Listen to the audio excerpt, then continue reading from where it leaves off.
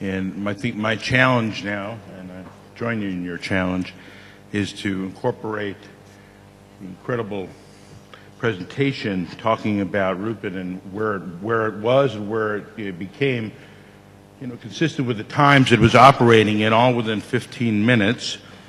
And then jumping from the PowerPoint to my notes to the notes that I took from the talk. And you're supposed to start with a joke. So the joke that we mentioned before, my name is Rabbi Bob Kaplan. And so the joke is, what does it mean when a rabbi takes off his watch and puts it in front of him? Absolutely nothing.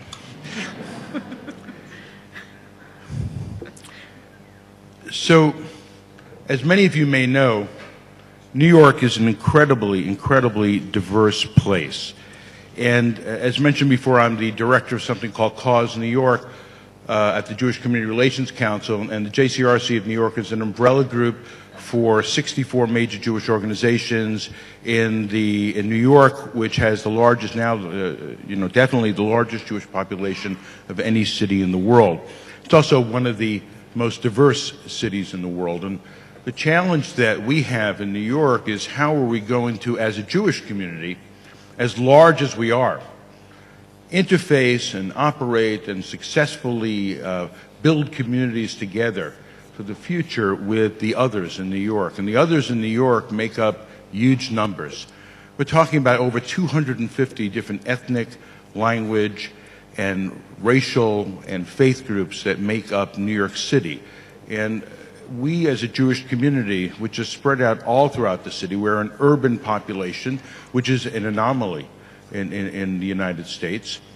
Our challenge is how are we going to share those communities in an effective way, both to build better communities, to create a better quality of life for everyone, and at the same time not come into conflict with those.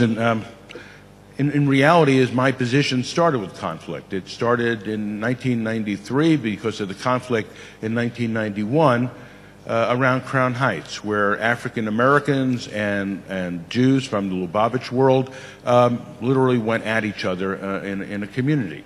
There was 3 days of riots that turned the city and certainly the Jewish community upside down. And when I began my position, my challenge was, and at least the mission that they put in front of me was to put out the fires of racial discord. Now, I'm a child of the 50s and 60s in the United States. That means I grew up on TV. And TV is a wonderful place to learn how you operate in life, and I had an incredible icon. I know there are many Israelis here, so I'll have to explain who this icon was, but for the Americans, the icon was a fellow named Smokey the Bear. Smokey the Bear was a big bear, wore a ranger's hat, and used to come on TV with, after a forest fire, and he would have all the little animals behind him looking quite, shaken from the forest fire that had happened, and would point at you sitting there, and there you were, a little kid sitting in front of the TV, enthralled with this bear, and he would say, "Only you can prevent forest fires." Well, that was an incredible message.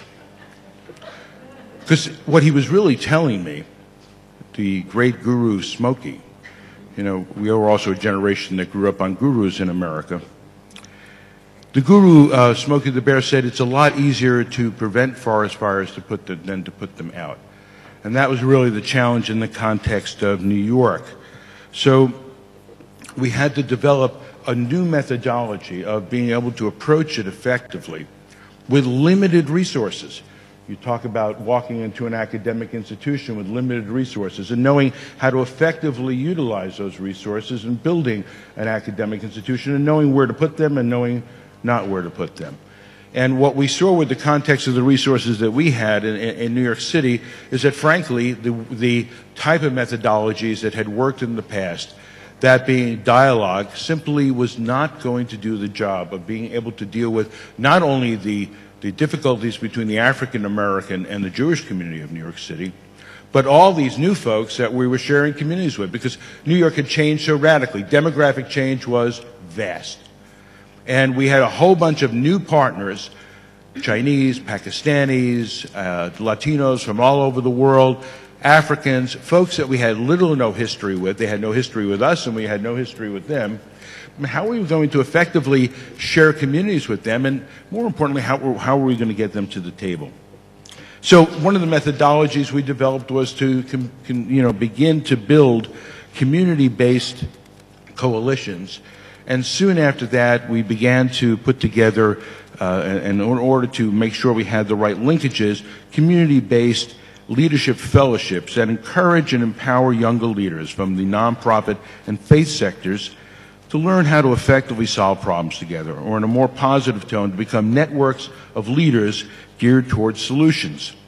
In the orientation to any one of these programs, we go through a visioning session, vision to reality. And during those visioning sessions, we not only talk about how they can effectively work together as partners, but we also use it as an effective benchmark to understand where we're going, and are we going to teach them, and we use something we call core competencies in leadership and diversity. These are skills that we sort of develop as a curriculum basis, but also to measure what impact, because we revisit, and that's an important thing to do. You gotta revisit your vision on a regular basis. You gotta know not only what your vision was in the beginning, but how that vision is playing out within the context of the reality where you're living. And the fact that we have limited resources leads us to the mantra: incremental, achievable, and sustainable. Incremental changes, because nobody likes vast changes right away. People do not like change. Systems, for sure, don't like change. They fight back. And when they're fighting back, it makes your job that much more difficult. So be deliberative and incremental in the way you're going to make changes. The same way we teach, we're incremental in the way that we operate in the context of the various initiatives. One of the problems with thinkers and leaders is that we sit around tables like you've been doing here, and we come up with these incredible ideas. The problem is taking those ideas and making them real. Having the resources to make them real, having the resources and the thought and the staff and all that stuff you need to get to the next stage. Well, what you try and do is you try to create achievable goals so you're not disappointing people, because that's another thing that's going to ensure that you're not successful. In the context of the university, if your students are unhappy, you're not successful. If you're not able to integrate all these various pieces together, as you've successfully done, I heard you had 8 areas of excellence that you approach, and then in your marine biology piece and your social integration, you have 6 areas, and you're integrative in the way that you look. Create achievable goals and move towards them. Again, consistently revisiting that issue of visioning. Because what you need to do right from the beginning is you need to build in sustainability.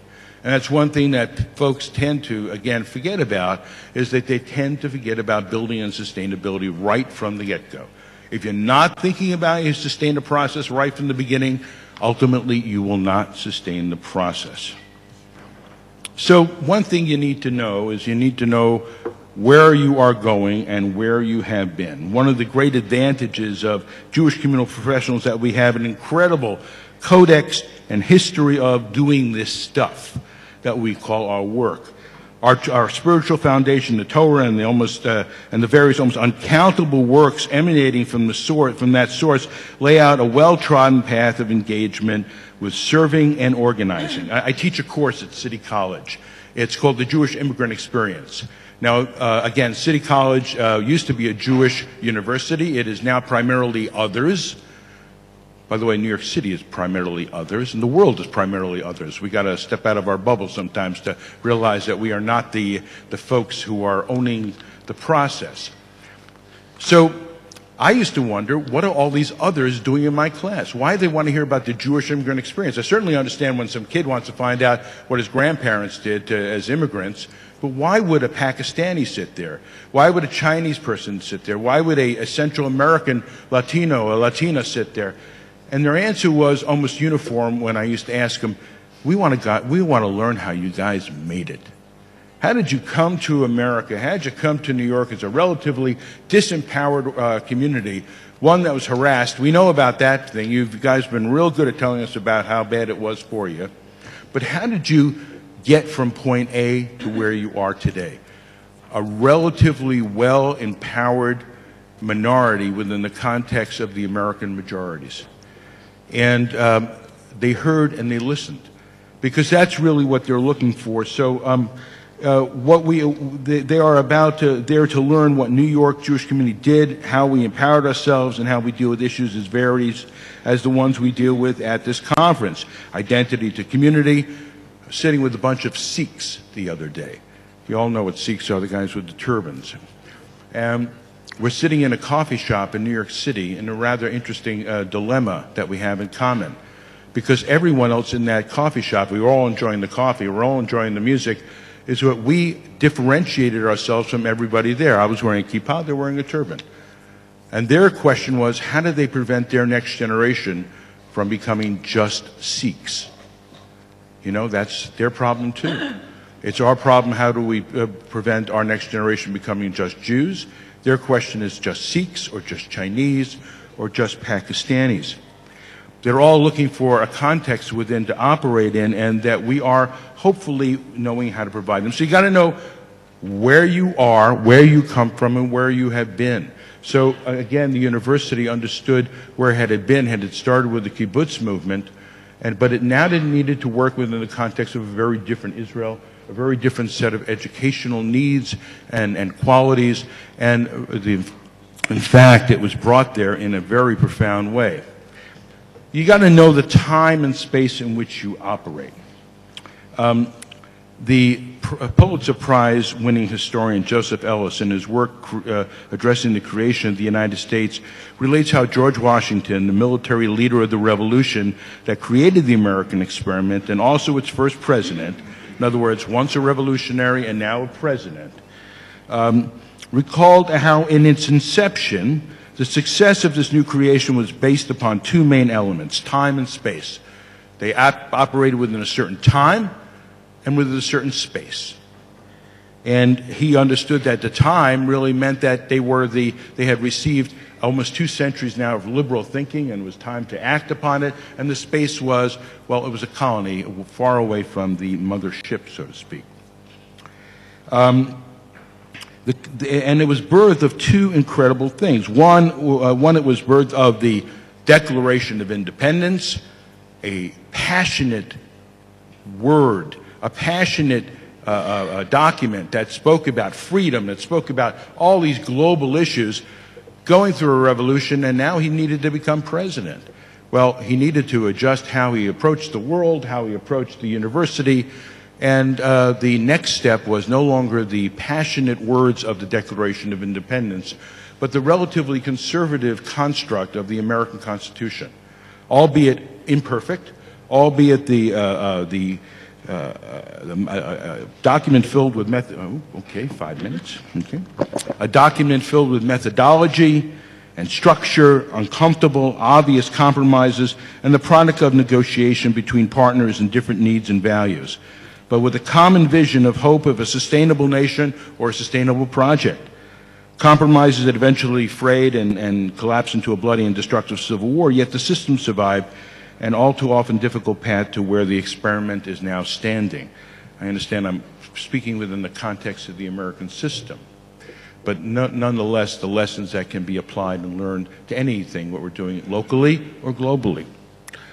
Now, Yanir Bat-Yam, a professor of what's called complexity, it's an interesting title, runs an institute on complexity in New England, came up with the simple statement that complex problems require complex answers, and complex answers require complex partnerships. I saw this happening in the complex partnerships at the university that Rupert brought together, but all of us need to understand that we are living in an increasingly more complex world. And if we are not able to look at a complex set of answers and then understand, once we come up with that complex set of answers, is that we simply don't have the skill sets to effectively address it properly. We need to bring partners with expertise in these areas of complexity to bring them together to understand how we mesh and measure, similar to what was talking about compromise with the others, in our time and space and what we're operating in, so that we're going to see a complex system working in a much more effective fashion. And since I only have now 3 minutes of my 5, this is the most important statement and really mirrors something we were talking about yesterday. Intergenerational learning, dialogue, and community building is essential for our future. This is incredibly important. We do a lot of training of the next generation. This is really essentially important. Last time I talked about this was in a very different place. I was in Doha, in Qatar, talking about delivering a paper on intergenerational dialogue a few months after the success or the failures, depending upon how you're looking at what's happening in Egypt right now, will predicate a lot of interesting future, of the Arab Spring. Imagine being in Doha talking about this stuff. But what we use, and when I say we, my generation uses as tools, and I used to have 2 of them in my pocket, I've now gone down to 1, I've sort of mastered the iPhone now. But what we utilize as tools, whether it be the internet, whether it be social media, whether it be cell phones, or whatever kind of device that you walk around with, another generation looks at as a given. We're a tool, it's a given. It's a way of life, it's a way of approaching things. We need to operate within the context of this consistent dialogue between generations of who and what we are as a community, as a people, both internally to the Jewish community and externally to the Jewish community. Again, we are not islands operating alone. And if we are not successful in having this intergenerational learning, dialogue, and community building, we're going to continue to break down into generational silos, reinventing, reoperating, and simply not utilizing the resources that we have at our hand, and they will become less and more limited resources over a period of time just because of what's happening in the context of the world and our communities. If we're not being able to make at least the silos more porous, then we're going to ultimately have some real problems that we're going to need to deal with in a more complex way. And certainly the issue of education that the university has used, that Rupert has used, in allowing for these silos between areas of discipline are extremely important. Complexity not only goes to the complexity of disciplines and expertise, but it goes to the complexity of generation as well. And we must, in the words of Smokey the Bear, to come full circle to where I started, prevent forest fires by knowing what causes them, how they affect the society that we live in, and God forbid, should they happen, and I know that this is a debate going on in Israel right now, how to effectively meet the challenge when they are in fact flaming up, because forest fires are real. They do happen with all the best preparation. Thank you.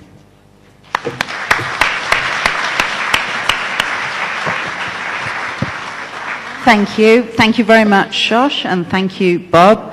So we've heard some very interesting examples of strategies from taking organizations or projects from vision to reality. I think it'd be nice in the 10 minutes that we have remaining, if we could invite contributions from the floor. And specifically, what strategies have you employed? I know it's going to be difficult to do it in sort of 30 seconds to 1 minute, but a strategy or strategies that you've employed to take a project or an organization from vision to reality. I think it would be useful for us to share things that have worked from around the world. Would someone like to start?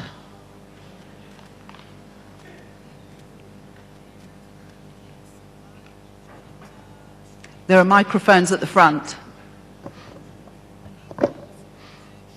Could you say and also, no? It's not a question. Okay, so does anyone have any questions to our panelists? Thank you, Mark. Could you say your name and where you're from, please? My name is Mark from Baltimore. To Shosh, when you were evaluating and developing your strategy, what type of model did you use? Was there a model that you used for assessing the environment and the steps that you had to take in moving the college forward? It's not, I think you have to. It's not that I have a certain model, but I, like when we chose to... Okay, thank you. It's not that I followed a certain model, but I was all the time consulting with many people around. I looked what's there in Israel. I didn't want to touch the toe of anybody, like in immigration. It's not my profession, but I was surprised that nobody in Israel did it before, so this was a good start. The fact that it was interdisciplinary was very important because it was very important to Israel. I think Israel can be the laboratory of the world in immigration. And I don't know to say if we were lucky or so, but immigration became a very global, important issue. And so now, when you talk in Israel, at least, on immigration, everybody will come to us and to ask, to consult, and so forth. But I didn't have any specific model. I was looking also on the environment inside European, because the people, the staff, one woman comes from Be'er Sheva, and she will tell us all what to do. That was the first situation, and how we combined. So the choice was also, the multidisciplinary was very important. It's important for the subject, but it was important because many people who are already there can join the subject. The same is true, by the way, you are from Baltimore. Baltimore is a very important partner of us in the marine environment. Professor Yoni Zohar, who is the head of the Marine Biotechnology Institute in Baltimore, and we are all the time talking to them, sending people, and so forth. So all the time we looked also outside Israel to see what the world is doing in that subject. I looked inside. I consulted with people in Israel, but still, and I think even if you have a wonderful model, the model usually doesn't take into account what the people, what the academia all over the country will say and how will say it, and what are exactly the fights you are going to have. I really, in the marine sciences, I didn't see. I knew I'm going to have some. I didn't know it's going to be so far. But also, in European, because it went bankrupt and the people were afraid for their work, for their next month's salary at the beginning, they were very much insecure. So part of the problem was to show them that we are working on very important subject, that they are accounted people, and we will be able together to bring it up. This was a very important part. But I didn't have maybe I did very bad, but I didn't have any specific model. Any models that you... Sure. We actually, one of our leadership groups called Youth Bridge, which is a teen leadership program, which came out of 9/11. Right after 9/11, it was actually originally called Bridge to Brotherhood. And it was founded as one of these nice programs, again, in the late 90s, where, folks wanted to bring kids from this group and this group together to learn together, had no particular focus. By the summer of 2001, the program had lost all of its focus. We began to evaluate it, but then 9/11 happened. So what we did is we brought together several hundred teens, about 400 teens, to really look at the intergroup and other impact of 9/11. And two things came out of it. One thing that came out of it was they said they didn't like the word brotherhood. Didn't speak to them. It was sexist. It was 60s. It was 70s. We had to change our nomenclature. The second thing that came out of it is that they wanted to learn really concrete skills and how they were effectively going to do this in their own communities, called the schools. Well, we developed a 2-year fellowship program where we teach core competencies in how they could be leaders in diversity. Never talking about diversity exactly. We never really, doing those classes of you are you and I am me, but looking at a whole range of problem-solving processes. So after year 8, we brought in the New School of Social Science, and what they did is they did a 6-month survey, a 6-month evaluation of the program. I was getting nervous around report card times, but thank God we out of a 1 through 5 rating, we had a 4.55, which is pretty cool. However, what we learned is that those walking away from the program had a better notion of the other than themselves. And we really began to understand that we needed to not only teach about how they were going to, in fact, deal with the other in the context of society as leaders, they had to effectively learn how to deal with themselves initially, build a self-foundation of knowledge, and then to effectively deal with the other. So our evaluation process not only informed us how we needed to change the curriculum in order to effectively meet challenges in 2008 rather than 2001, because the world changed a lot during that period of time. You know, our whole context of thinking about the other had changed. But more than that, we understood that evaluation was a consistent process that we needed to bring to leaders and to have them become integrally involved in an evaluative process. That they understood that evaluation was not just a piece of paper handed at the end of a session, but was a consistent process of allowing them to understand themselves better in the context of their responsibilities as leaders in the societies that they were about to run. Thank you. Any more questions? Ted? Rob, in terms of the impact of your college on society at large, what role do you play in terms of the placement of your graduates?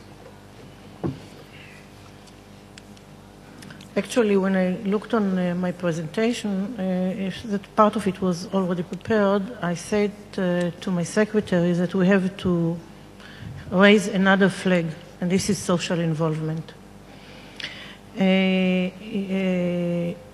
All the time, and Dvorah heard me many times saying it, that if we will not work on immigration and social integration from our stomach, we did not do it. It's not only an academic area. So on one side, we send the students to volunteer in many societies, in many entrepreneurship where they can help the people. On the other hand, for example, the Ethiopian, the inter-preparatory program, what we try to do is to build their self-security, their self-confidence all the time. You know, we send students to volunteer in special places where, let's say, there is a society of Ethiopian who are builders or so, and they just bring computers to them. They go to children, like I mentioned, the youth marine science program. You give Ethiopian children to see what is science, to open them, to expose them to what is in there. And we can see that a part of our students are continuing with this way. We keep saying it, we keep showing it, we give prizes for those who volunteer. When there is excellent students, we also give excellence to students who are doing special things to society. We show it to everybody, we share it with as much as we can. And one of the most important things is we give stipends to students who otherwise could not study. So we give them the opportunity. We also, at the end of the studies, we help them to find jobs, which is not an easy task in Israel. I hope I answered, I'm not sure.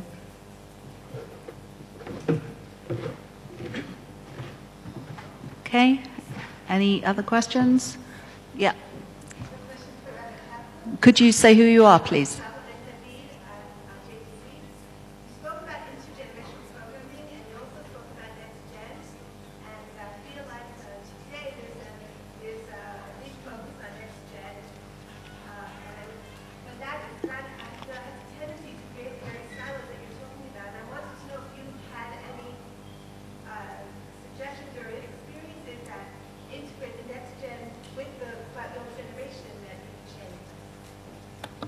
Sure. Actually, all of our programs are geared towards that.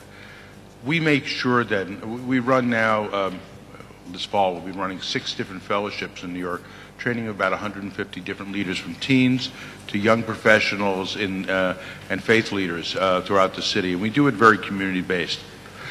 We ensure that they are, in fact, interfacing with, meeting with older and I use that, that word advisedly, because I guess I'm older, but older leaders in the context of the community, but more than meeting with them. We understand that if we're only going to focus on the younger generation and build them up to the exclusion of bringing them into the existing framework that is there, we're sort of, as you put it well, you know, reinforcing those silos. So we are effectively working with the other world as well, the establishment world, the organizational world, to open up their notion of how they're going to include these younger leaders into the process. I'll give you one very concrete example. We have a program called Diversity in the Workplace. It is with teens. These are best and the brightest teens, albeit they're teens. We actually train them in corporate responsibility towards the issue of diversity and during the course of the year, and then place them in the context of an HR department, a human resources department, during the summer, where they can actually work within the diversity departments or the diversity sections within the context of major corporations in New York. Now, that sounds like a nice program, but we also have to work with the HR departments to effectively, we also have to work with the HR departments to effectively know how to work with teenagers. So it's a mutual training process and a mutual door opening process. But I think the natural proclivity of any system is to say, if it's new, it's better. And I think that we have to understand that sometimes newer is better, and sometimes integrative is the best way to use the newer in a more effective fashion. Great. So we've come to the end of the session. I'd like to thank Professor Shosh Arad and Rabbi Bob Kaplan very much.